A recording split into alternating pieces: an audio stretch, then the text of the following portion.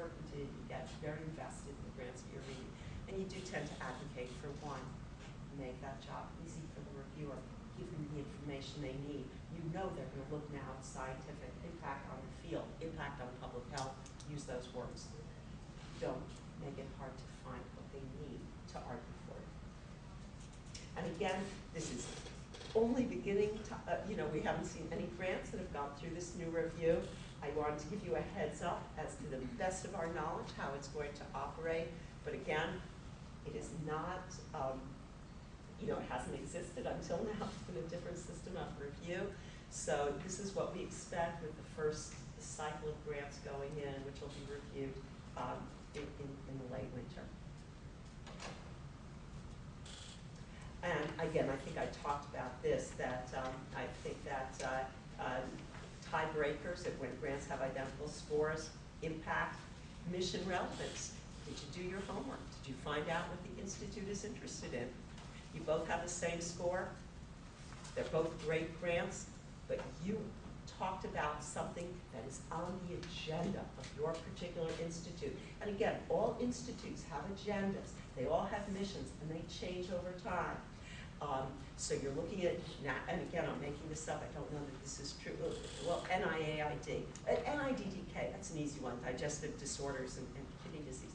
Certainly, big issue right now is funding diabetes grants. So nutrition, behavioral interventions in diabetes, particularly in children, hot subject.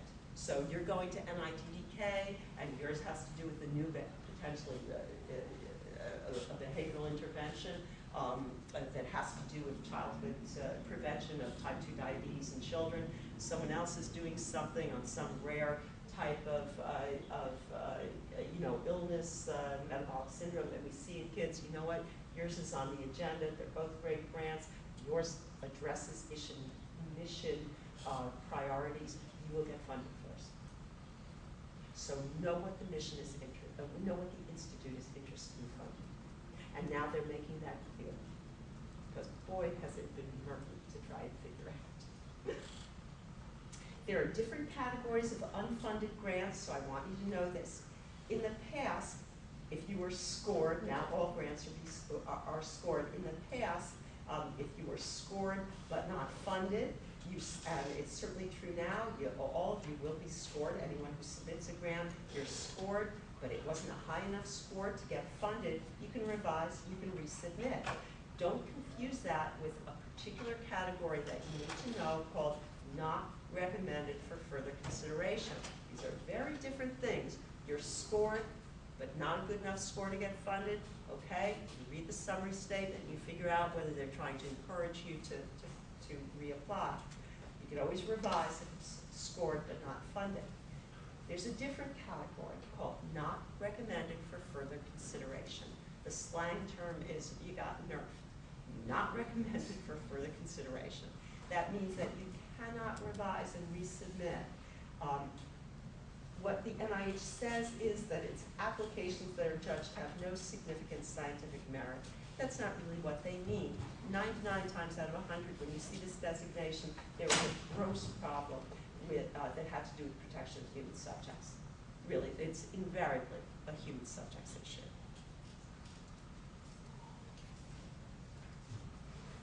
If your grant wasn't funded, can the problems be addressed? And this can be tricky to figure out. And again, one piece of advice. If your grant wasn't funded and you're trying to figure out what to do, you take the summary statement and you show it to someone with a track record of getting funding from the NIH. They'll be able to help you, quote, read the summary statement. Because the summary statement, it's almost like it's written in this secret language. There are a lot of fixable problems. Insufficient preliminary data, the most obvious one, very common criticism. It's really promising, but you know what? You don't have enough data that we really believe this. Go back, get us more data, we're really interested. Okay, that's easy. Fatal flaws. It's an unprovable hypothesis, really can't be tested. The work's already been done. Fatal flaw. You don't want to be like the myth of Sisyphus, where you're always pushing this rock up the hill. You're going back and revising when there's no chance of this thing getting funded.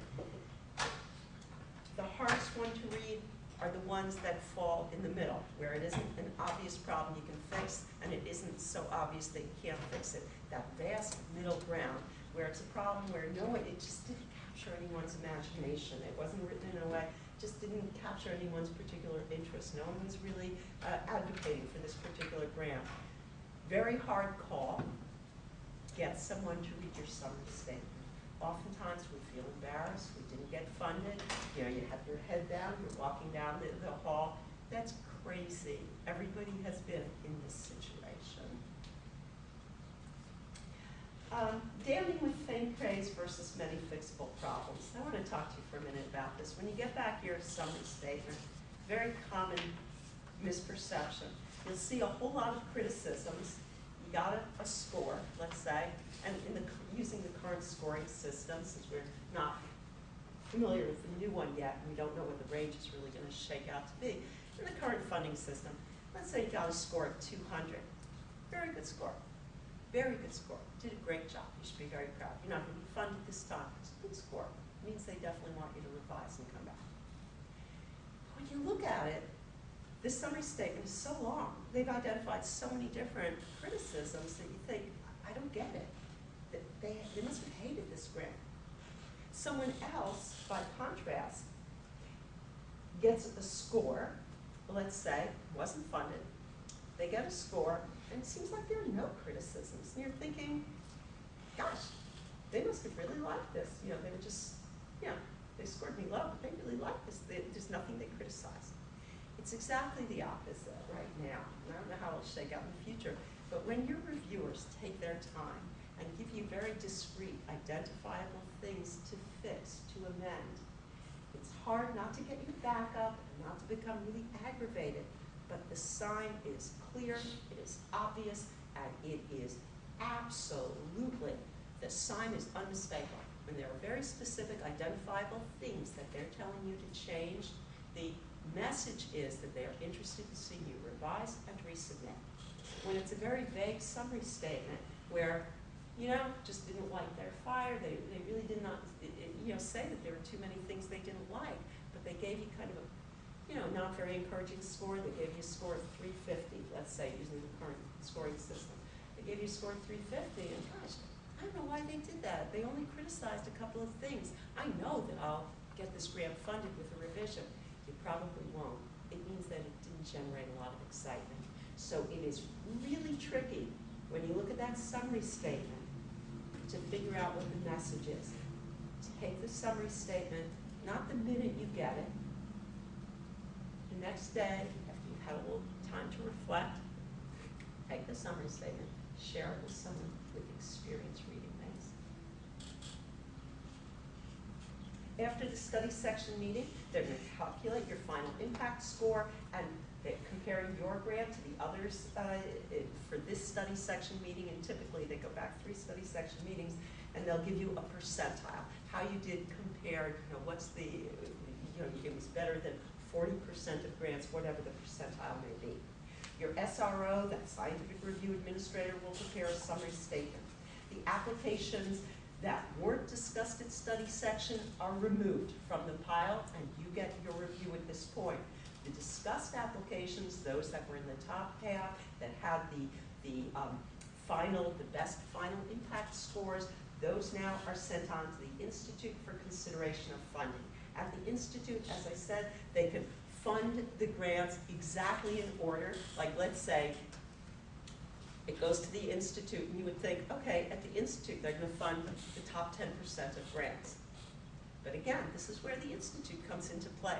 They'll look at what the scores are, but if your grant, let's say my grant was slightly better than yours, but yours addressed a priority area of the Institute, even though my grant scored better than yours, they can fund you ahead of me. Okay? They're not going to make huge leaps, like if my grant got scored 350 and yours got a score of 150, they're certainly not going to fund me ahead of you. But if our scores were close, let's say you got a 160 and I got 180. So you got 160, I got 180, but mine was about an area of